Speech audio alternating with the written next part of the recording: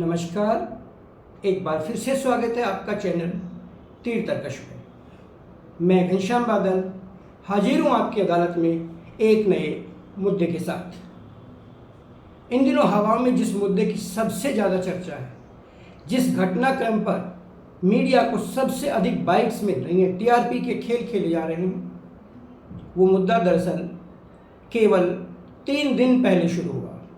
3 दिन पहले इसलिए कि संसद का मानसून सत्र 20 जुलाई को शुरू हो गया था। 20 जुलाई का दिन हंगामे के साथ बीता। कोई कामकाज संसद में नहीं हुआ। सत्ता पक्ष ने कहा, विपक्ष ने नहीं करने दिया।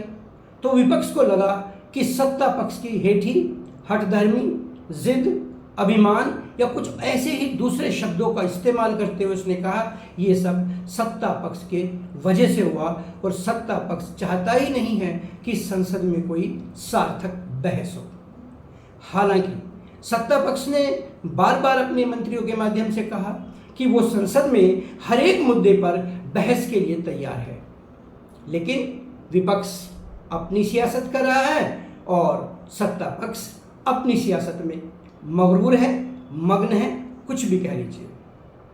किसी देश के राष्ट्रपति का या कहिए उपराष्ट्रपति का अचानक इस्तीफा हो जाए, सुबह तक जो संसद चला रहे थे, शाम 7 बजे तक जो फोन पर विपक्ष के नेताओं से बात कर रहे थे, 4:30 बजे जो स्थगित मीटिंग को लेना चाहते थे, जिन्होंने 2 दिन बाद का अपने गृह राज्य में दौरा तय कर रखा था, अचानक, जी हाँ अचानक उनका स्वास्थ्य इतना खराब हुआ कि वो इस्तीफा देकर चले गए।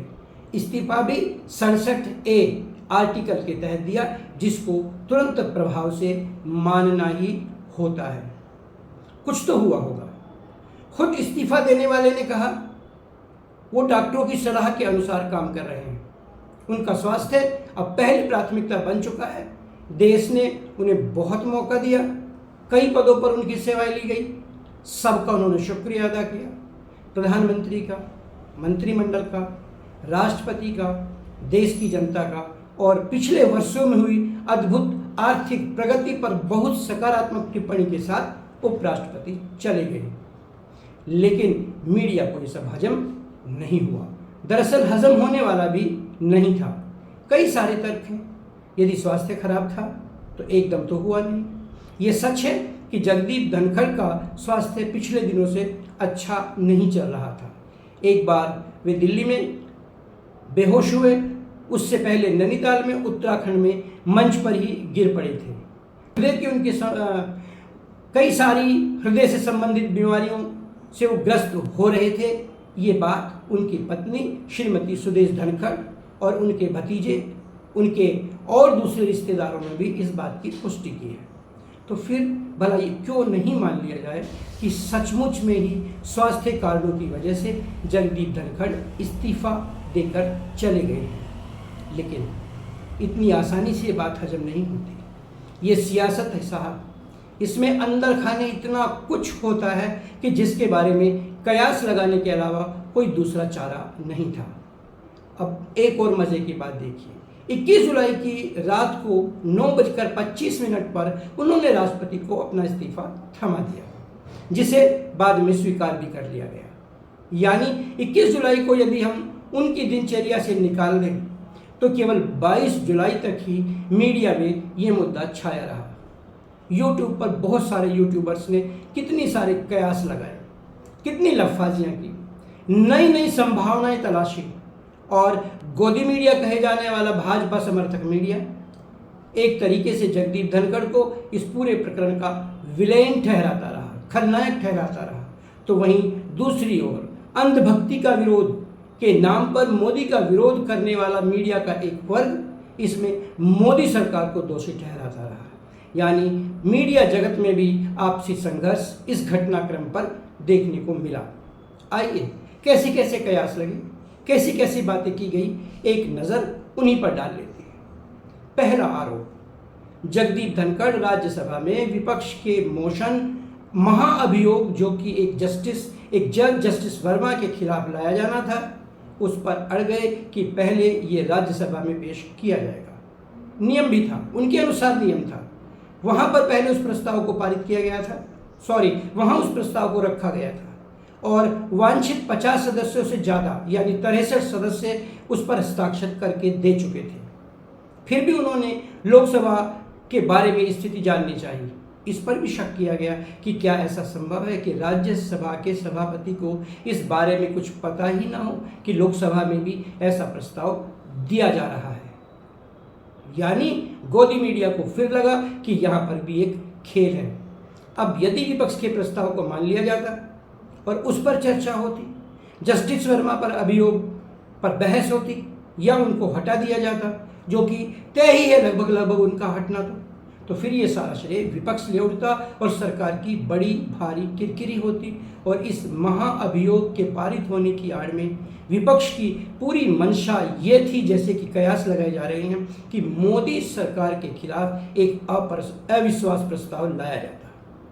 लेकिन ये अविश्वास प्रस्ताव कैसे पास होता, इसके बारे में कहा जाना बड़ा मुश्किल है, क्योंकि बहुमत हर तरीके से एनडीए के पास है, बहुमत हर तरीके से भाजपा और उसके साथी दलों के पक्ष में है। तो ये बात कुछ ज़्यादा हजम होने वाली नहीं है। फिर दूसरी बात आई कि कुछ मुद्दों को लेकर लोकसभा के स्पीकर ओम बिरला के साथ जगदीप की तनातनी चल रही थी। इस तनातनी में संसद टीवी मुख्य मुद्दा बना।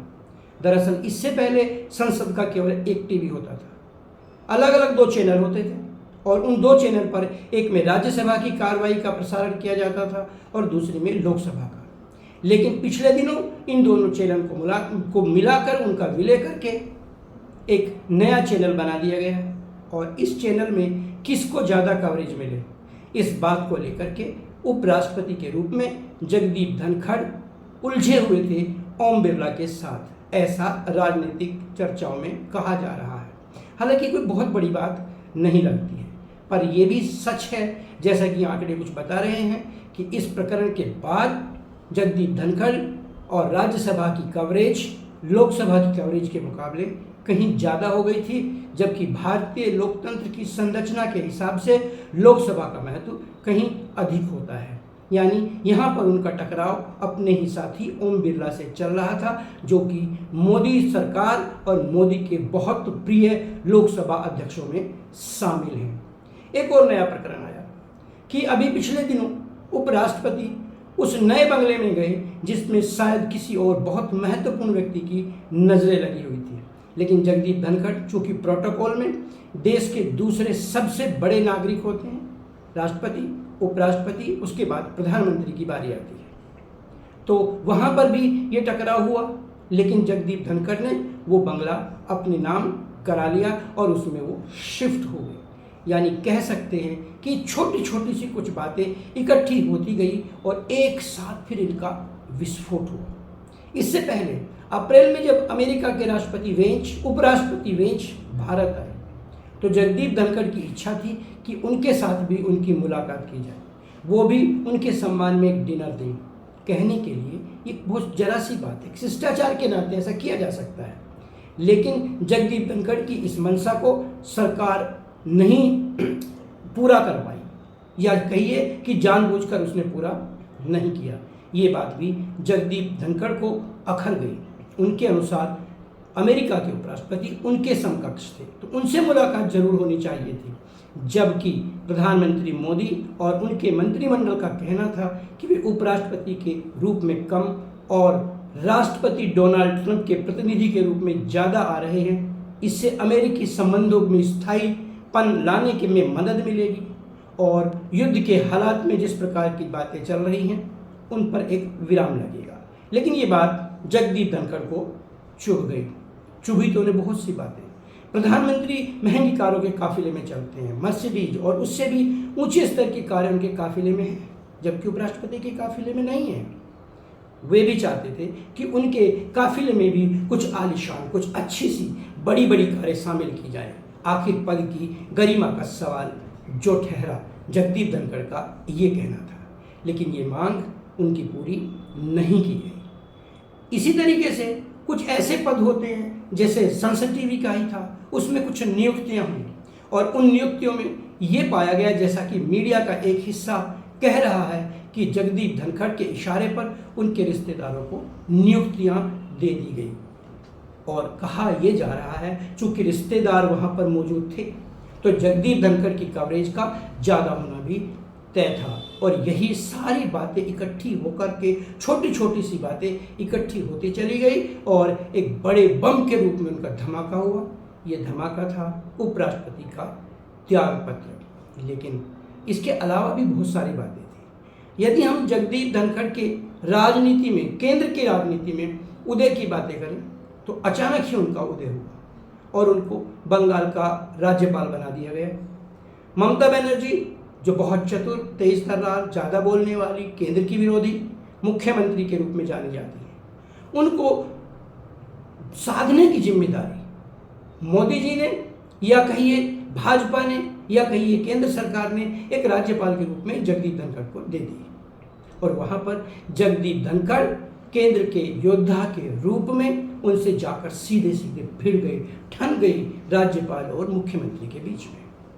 यहाँ वे एक बात भूल गए कि वे जरूर मोदी जी के प्रिय हो सकते हैं, जरूर उनको उपकृत किया गया था राज्यपाल के रूप में, लेकिन प्रशासनिक रूप से जो संवैधानिक दायरे हैं वे उससे हमेशा बाहर जाते रहे। पर यहाँ पर तो उनको लाभ हुआ और शायद उनकी दृढ़ता को देख करके, उनके समर्पण को देख करके या कहिए कि उनको काम का मोहरा मानते हुए उपराष्ट्रपति के चुनाव में भाजपा ने, एनडीए ने अपना प्रतिनिधि तय कर दिया, यानी उनको उपराष्ट्रपति बनवा दिया। 2 साल तक उपराष्ट्रपति के रूप में जगदीप धनखड़ काफ़ी संयमित रहे, लेकिन ये संयम पहले साल के मुकाबले दूसरे साल में घटकर बहुत कम हो गया। और जैसे ही अब चूंकि उनके 2 साल और बाकी थे, तीसरे साल के लगते ही वे और भी ज़्यादा मुखर हो गए और ऐसे हालात पैदा करने लगे जो केंद्र सरकार को अखरने लगे थे। कहा तो ये भी जा रहा है कि ये सब कुछ यकायक, एकाएक, अचानक, एकदम नहीं होगा। आम आदमी के लिए हतप्रभ करने वाला हो सकता है, मीडिया के लिए ये आश्चर्यजनक हो सकता है, लेकिन इस सरकार में काफ़ी पहले से ये संभावनाएं तलाशी जा रही थी कि यदि जगदीप धनखड़ को विदाई दी जाती है तो फिर क्या क्या हालात पैदा होंगे। और हर मोर्चे पर हर प्रकार की नाकेबंदी पहले से कर ली गई और परिणाम ये है कि उपराष्ट्रपति के रूप में जगदीप धनखड़ चले गए। पहले ऐसे उपराष्ट्रपति जिन्होंने स्वास्थ्य कारणों का हवाला देते हुए पहली बार पद बीच में ही छोड़ दिया और अगले दिन से ही अपना बोरिया बिस्तर, अपना सामान भी बांधने में जुट गए। उनका स्टाफ भी उपराष्ट्रपति भवन के कमरे खाली करने में लग गया। कहा तो यहाँ तक जा रहा है कि जगदीप धनखड़ सतपाल मलिक की तरह विद्रोही तेवर न अपनाएं, इसकी भी पूरी व्यवस्था केंद्र सरकार ने कर रखी है। यानी उनके मुंह पर एक टेप, चाहे भय का कहिए चाहे जांच का कहिए, चिपका दिया गया है। और अभी तक तो जगदीप धनखड़ की तरफ से कोई अधिकृत ऐसी विज्ञप्ति आई भी नहीं जिसमें राज खोलने जैसी कोई बात हो। लेकिन ये सियासत है साहब, इसमें 7 दीवारों के बीच में से भी राज बाहर आ जाया करते हैं। आएंगे कुछ राज बाहर, फिर हंगामा हो सकता है। कब होगा, कैसे होगा, कौन करेगा यह हंगामा? क्या जगदीप धनखड़ सतपाल मलिक बनना पसंद करेंगे या चुपचाप उन सुविधाओं का उपभोग करना चाहेंगे जो एक उपराष्ट्रपति के रूप में उन्हें मिलेगा? ऐसी ही बहुत सारी बातें आएंगी सामने। मैं हाजिर होता रहूँगा आपकी अदालत में चैनल तीर तर्कश को लेकर। आज बस इतना ही। होती है मुलाकात एक नए मुद्दे के साथ। तब तक देखते रहिए चैनल तीर तर्कश।